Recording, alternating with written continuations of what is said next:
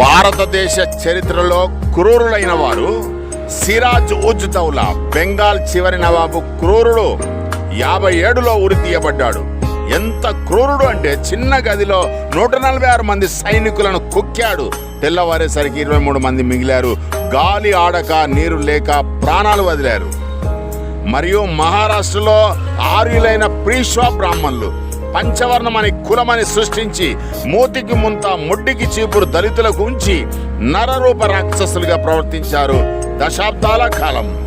భీమా కొరెగావ్లో మహర్ల తిరుగుబాటులో రక్తం ఏరులై పారి చంపబడ్డారు ఉన్మాదులు.